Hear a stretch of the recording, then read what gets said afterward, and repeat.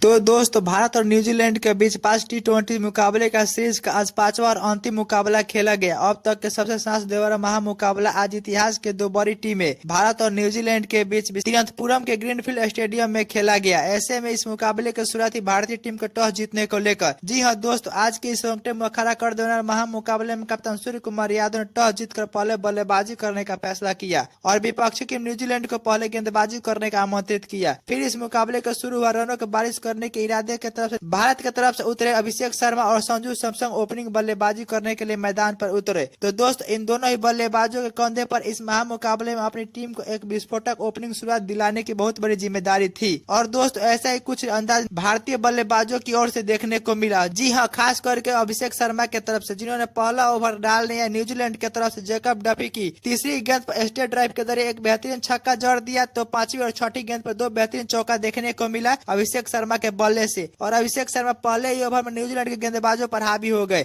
और पहले ओवर से 14 रन बनाई भारतीय टीम। तो इसके बाद न्यूजीलैंड की तरफ से दूसरा ओवर डालने काइल जेमिसन की दूसरी गेंद पर संजू सैमसन को एक इनसाइड एज का चौका मिल गया और संजू सैम के साथ आज भाग उनके साथ पूरी तरह से था। तभी चौथी गेंद पर फिर से एक बेहतरीन चौका कवर ड्राइव के जरिए जड़ दिया अभिषेक शर्मा ने और अभिषेक शर्मा आज बेहतरीन लय में नजर आ रहे थे और अपनी पारी को संभल कर धीरे धीरे आगे बढ़ा रहे थे। तो फिर इसी ओवर की छठी गेंद पर फिर से एक लॉन्ग ऑफ की दिशा में बेहतरीन छक्का जड़ दिया अभिषेक शर्मा ने और अपनी पूरी तरह से अभिषेक शर्मा न्यूजीलैंड के गेंदबाजों पर हावी हो चुके थे और दूसरे ओवर से कुल 15 रन बनाई भारतीय टीम। तभी तीसरा ओवर डालने लकी फर्गुसन लगातार तीसरी ओवर में संजू सैमसन को खामोश कर रहे थे और इसी ओवर में पांचवी गेंद पर लकी फर्गुसन ने संजू सैमसन को बेडन जॉकब के हाथों कैच आउट कर पहले भेजा और भारतीय टीम को पहली झटका दे दिया और पहली झटका देने के बाद भारतीय खेमे में उदासी छा गई थी और न्यूजीलैंड के खेमे में पूरी तरह से खुश था। संजू सैमसन इस मुकाबले में कुछ खास कमाल नहीं कर पाए और इस मुकाबले में मात्र 6 गेंदों में 6 रन बना पाए और इसके बाद नए बल्लेबाज के रूप में ईशान किशन बल्लेबाजी करने आए और 3 ओवर की समाप्ति पर भारतीय टीम का स्कोर 31 रन हो गया, 1 विकेट के नुकसान पर। तो इसके बाद फिर से चौथा ओवर डालने जैकब डफी, तो इनके ओवर में ईशान किशन और अभिषेक शर्मा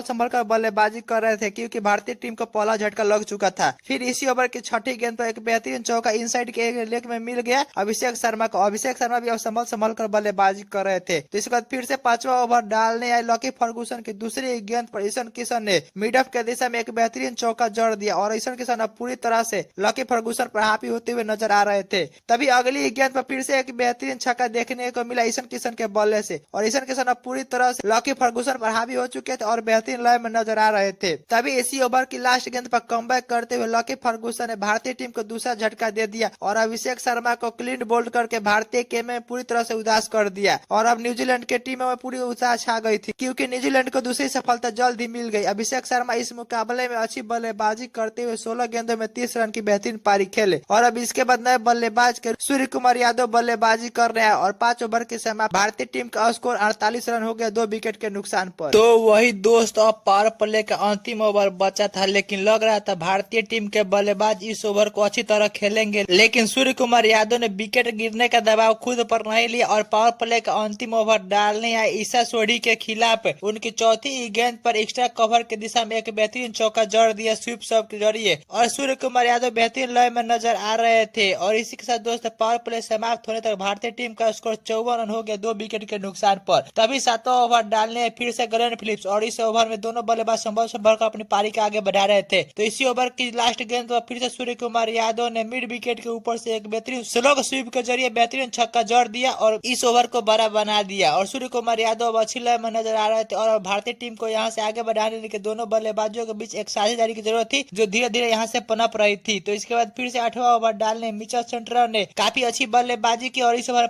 कुल 5 रन दिए और इसी के साथ दोस्तों 8 ओवर की समाप्ति भारतीय टीम का स्कोर 69 रन हो गया, 2 विकेट के नुकसान पर। तो इसके बाद 9वां ओवर डालनी है ईशा सोढ़ी की पहली ही गेंद पर लॉगऑन के ऊपर से एक बेहतरीन छक्का जड़ दिया ईशान किशन ने और अपने फॉर्म होने का सबूत पेश किया। तो फिर इसी ओवर की छठी गेंद पे एक बेहतरीन स्टंप के जरिए चौका जड़ दिया सूर्य कुमार यादव ने और ये भी अब अच्छी लय में नजर आ रहे थे और दोनों ही बल्लेबाज भारतीय टीम को पारी को अब तेजी से आगे बढ़ाने रहे। तभी 10वां ओवर डालने मिचेल सेंटनर की दूसरी गेंद पर एक बेहतरीन छक्का देखने को मिला आउटसाइड ऑफ की दिशा में सूर्य कुमार यादव के बल्ले से और अब सूर्य कुमार यादव भी बहुत तेजी से भारतीय टीम के लिए रन बना रहे थे। तो फिर इसी ओवर के चौथी गेंद पर ईशान किशन एक्स्ट्रा कवर की दिशा में एक बेहतरीन चौका जड़ दिया जो एक बेहतरीन शॉट के जरिए नजर आ रहा था। तो फिर इसी ओवर की अगली अगली गेंद पे 89 मीटर का छक्का जड़ दिया ईशान किशन ने। और ईशान किशन अब इस ओवर में पूरी तरह से सेंटर पर हावी हो चुके थे और बेहतरीन लय में नजर आ रहे थे। और दोनों ही बल्लेबाज पूरी तरह से स्फोटक अंदाज में बल्लेबाजी कर रहे थे और भारतीय टीम को रन गति को बहुत तेजी से आगे बढ़ा रहे थे। और इस ओवर से दोनों ही बल्लेबाजों ने मिलकर कुल 20 रन बनाए। और इसी के साथ दोस्तों 10 ओवर के समाप्ति पर भारतीय टीम का स्कोर 102 रन हो गया 2 विकेट के नुकसान पर।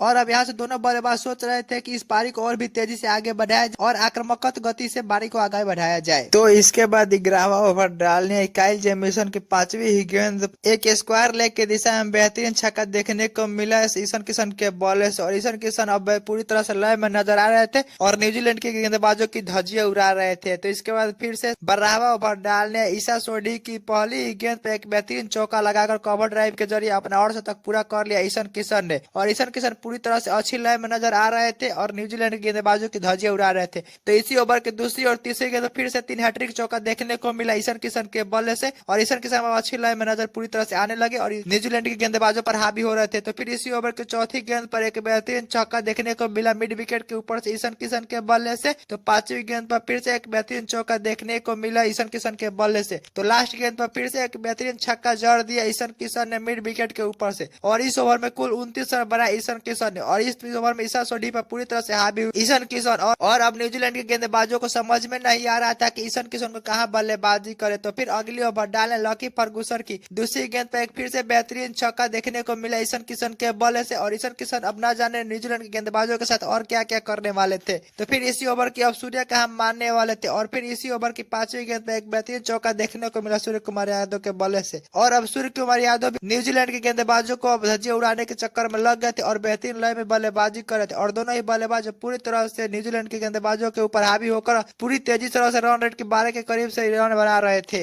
तो दोस्तों इसके बाद 14वां ओवर डालनी है जैकब डफी की पहली गेंद पर मिडऑन के ऊपर से एक बेहतरीन चौका जड़ दिया सूर्य कुमार यादव ने। और सूर्य कुमार यादव अब इस ओवर को बड़ा बनाना चाहते थे। तो फिर तीसरी गेंद पर एक फिर से बेहतरीन छक्का देखने को मिला लॉगन के ऊपर से सूर्य कुमार यादव से। तो फिर चौथी गेंद पर फिर से एक बेहतरीन छक्का देखने को मिला लॉगन के ऊपर से सूर्य कुमार यादव के बल्ले से। और सूर्य कुमार यादव पूरी तरह से जैकब डफी के ऊपर हावी होते हुए नजर आ रहे थे। और अगली ओवर में फिर से एक बेहतरीन छक्का मैक्सिमम देखने को मिला एक स्क्वायर लेग के ऊपर से सूर्य कुमार यादव के बल्ले से। और 3 हैट्रिक छक्का देखने को मिला सूर्य कुमार यादव के बल्ले से। और सूर्य कुमार यादव पूरी तरह से जैकब डफी में हावी होते हुए इस ओवर में कुल 23 रन जोड़े। तो फिर से 15वां ओवर डालने मिचेल सेंट्रल की दूसरी गेंद पर बेहतरीन मिड विकेट के ऊपर से छक्का जड़ दिया सूर्य कुमार यादव ने।